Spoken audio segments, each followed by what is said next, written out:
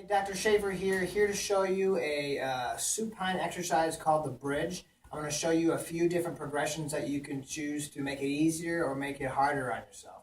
This is a great exercise to start out with post-operatively, or if you're looking to do just some light strength training. So what I'm going to do is lay on my back, my knees are bent. The most simplest version of this is to lift your butt up towards the ceiling. So I'm here, my knees are bent. Lift up towards the ceiling and back down. Pretty simple. A couple other variations that you can add to this. I have a ball here.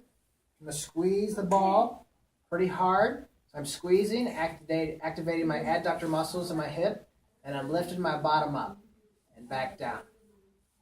Another concept of that, another way to do it, use a couple other different muscles, the external rotators of your hip.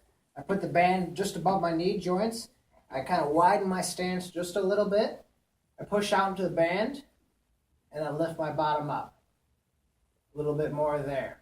Going back to the ball with the abduction bridge, essentially, to make this a little bit more difficult, I would squeeze the ball. I'm going to lift up my bottom towards the air, and then a great cue that I heard was to imagine that your feet are cemented to the floor or the table that you're on, and then try to slide your heels towards your bottom. So you can't really see it, but it's a cognitive process. So I'm here, I'm really trying to squeeze my heels towards my bottom. I can feel my hamstrings firing like no other. You can challenge this by adding more sets and reps, holding this like I am, whatever you need to do to make it harder. A couple other variations. I can take the band off.